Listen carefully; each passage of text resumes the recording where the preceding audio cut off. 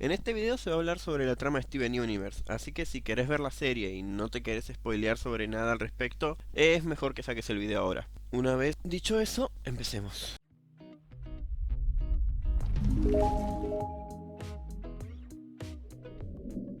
Dada por finalizada la serie Steven Universe Future, podemos dar por sentado completamente el final de Steven Universe y toda la franquicia que fue. Francamente fue el fin de una era. A quien le guste y a quien no, Steven Universe fue una animación que marcó un antes y un después, que hizo mucho ruido y que tocó temas muy importantes. Pero no hay que olvidarnos de cómo empezó todo. En el inicio de una de las épocas doradas de las caricaturas en general y de Cartoon Network, había una serie que resaltaba mucho y a todos los que están acá les debería sonar: Hora de Aventura. Ese fue el inicio de todo un nuevo arco dentro del mundo de la animación entero. Una mujer que trabajaba en ese staff, llamada Rebecca Sugar, decidió dar inicio con su propia serie. Me acuerdo que lo primero que supe de Steven Universe fue alrededor del 2013 o incluso 2014. No estoy seguro cuándo llegó a Latinoamérica. Un tráiler. En ese tráiler no mostraban mucho, simplemente mostraban el logo, nada más. En ese momento yo ya sospeché, esto va a ser algo interesante, cuanto menos. Pero no importa, yo lo olvidé. El programa salió, se emitieron capítulos. No me llamó demasiado la atención, era bonito de ver y las canciones estaban lindas, pero no había mucho más resaltable. Hasta el capítulo de la gema del espejo. Ese capítulo marcó completamente mi perspectiva de la serie. Lo máximo que había visto, los más activos de historia, eran las fusiones, Opal, pero mientras tanto la historia en Steven Universe siempre se mantuvo oculta. No tan oculta como en Hora de Aventura, pero es cierto que no nos tiraban la mayoría de los datos al respecto. Ahora estamos con la gema del espejo. Ese capítulo, con la llegada del personaje que posteriormente se haría más recurrente, Lapislázuli, dio vuelta todo lo que conocíamos sobre esa serie. Y en el momento en el que lo vi, supe que esto iba a ser algo enorme. Así que procedí a ver de nuevo la serie, pero esta vez en su idioma original. El principio de la historia era simple. Un niño con poderes que desconocía, a cargo de 3 mujeres que hacían de familia, conocidas de su difunta madre, que cesó su existencia para que él viviera, dado que para poder dar a luz ella tuvo que sacrificarse. Y esta gema se llamaba Rose Cuarzo. Requirió muchos capítulos para que supiéramos algo de ella, ya que Steven y por ende nosotros solo sabíamos por lo que nos contaban de ella.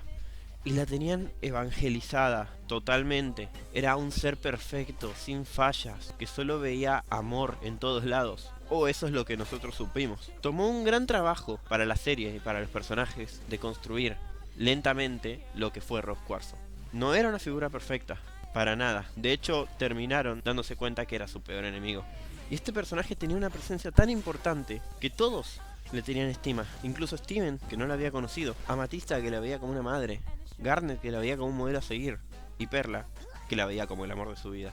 Todas ellas tuvieron que sufrir, tuvieron que pasar por un transcurso en el cual su personaje creció, cambió, se vio cómo pasaron por el duelo, se vio cómo pasaron por todo lo nuevo. Y ahora vamos con lo que más brilla en el show, y eso es la evolución de los personajes. A excepción de la última temporada, el show siempre tuvo una característica muy interesante. No te soltaba las cosas de repente, todo se tomaba su tiempo, y eso se sentía muy natural. Cuando las cosas por fin pasaban, sentías la recompensa de eso, porque pudiste ver todo el proceso, ya sea el crecimiento de Steven como personaje, su madurez, los cambios en las relaciones entre los mismos personajes, como Amatista, que desde la primera temporada solo se la veía como el personaje molesto, que solo estaba ahí para hacer reír con sus chistes tontos, marcó el inicio del desarrollo de personajes duro, ya que en la primera misma temporada ella ya arrancó con el que dentro de todo el fandom va a ser muy especial. I'm not gonna let you stand there and remind me of everything I hate about myself. I never asked for it to be this way. I never asked to be made. Lo cual dio un giro de 180 grados al personaje, a todo lo que sabíamos de él, a la perspectiva del show en general. Presentaban un personaje que se odiaba, que sentía desprecio de sí misma y de sus compañeras, que eso le llevó a confrontar a quien era su familia. Esos fueron temas muy fuertes para tratar, como la misma depresión. Steven Universe tuvo el valor de tocar temas que, si bien se habían tocado antes, tal vez nunca se habían tocado de manera tan directa en un show para niños, porque seamos sinceros, Steven Universe era un show que estaba orientado a niños, pero a su vez no lo tomó como excusa para ser una obra mediocre que no tratara temas serios. Muy por el contrario, cautivó a lo que hoy es una fanbase llena de gente con edades muy variadas, que se pudieron sentir identificados, ya sea por Amatista, cuyo amor propio fue creciendo y se fue viendo a lo largo de la serie. Lapislázuli, que empezó simplemente escapando, simplemente huyendo por ser una víctima de las circunstancias, sí, pero escapó de todo. Escapó de su hogar, de donde la tuvieron atrapada. Escapó de sí misma. Ella siempre tuvo ese reflejo de huir, porque es todo lo que ella siempre supo hacer. Le tomó mucho tiempo de adaptación, ya sea con Steven, ya sea con Peridot, ya sea por el mismo planeta en el que se alojó. Tener las agallas para poder tomar las riendas de su vida, y es lo que hizo en el capítulo de Reunited. A partir de ahí, si bien no fue un cambio repentino, se empezaron a ver los tintes de lo que sería otro personaje. También podemos tomar como ejemplo del desarrollo a Perla, uno de los personajes más odiados de la primera temporada por ser vanidosa, por ser presumida, por ser posesiva. Nosotros no vimos a Perla aprender cosas nuevas, al menos no al principio. Nosotros, el desarrollo de Perla, lo tuvimos conociendo su pasado. Conociendo cómo su planeta natal la tenía como esclava. Ella nació para ser esclava y se comportaba como tal. Viendo cómo su dueña, Diamante Rosa, se convirtió en el amor de su vida mientras hacía una rebelión junto a ella. Y viendo también cómo, siendo ella la única que sabía de su identidad, sentía este vínculo especial que se terminó derrumbando. La perspectiva de Perla cambia completamente cuando ves cómo vivió ella. Nació para hacer nada, y cuando tuvo ese sentimiento de que era algo por fin, o era alguien, mejor dicho, para otra persona, se aferró a eso, porque era lo único que conocía, era la única forma en la que ella concebía su valor a través de otra persona. Y esa persona, y el amor de su vida, fue Pink Diamond o Rose Cuarzo.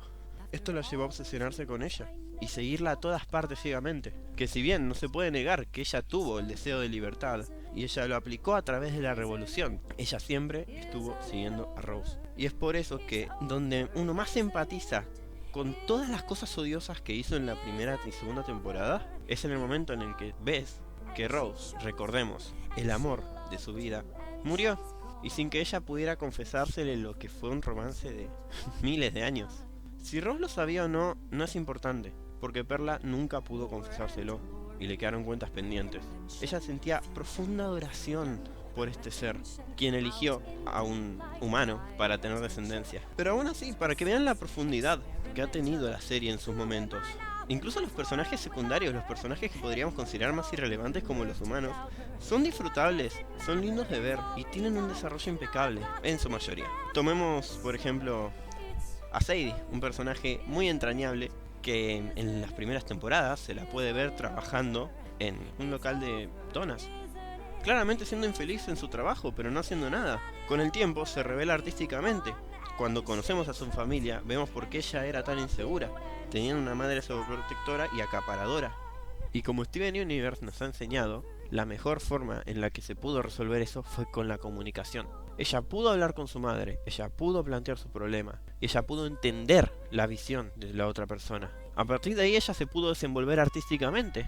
Primero formando una banda con sus conocidos, que le podría pegar más, le podría pegar menos, pero fue una fase experimental que tuvo que tomar para después en Future poder salir con la persona que terminó siendo.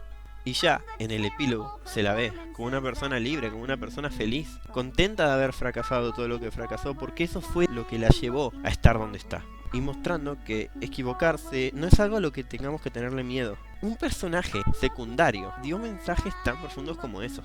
O si no, podemos hablar de su compañero en las primeras temporadas, Lars, pero era más odioso. Y eso era también por falta de amor propio, inseguridad. Y se puede ver, por más que para mi gusto haya sido un poco rápido, como ese ser inseguro, que era incluso odioso muchas veces con la gente, porque su forma de camuflar su inseguridad era intentar haciendo sentir inseguros a las otras personas, se vuelve una persona completamente diferente, experimentando la muerte y viendo que ya no tenía que tenerle miedo a nada.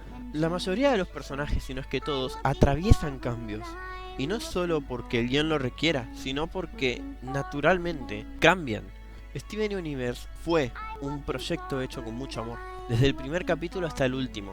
Tuvo sus cosas buenas, tuvo sus cosas malas, pero nadie podrá negar que tuvo mucho amor atrás. Por todo su staff.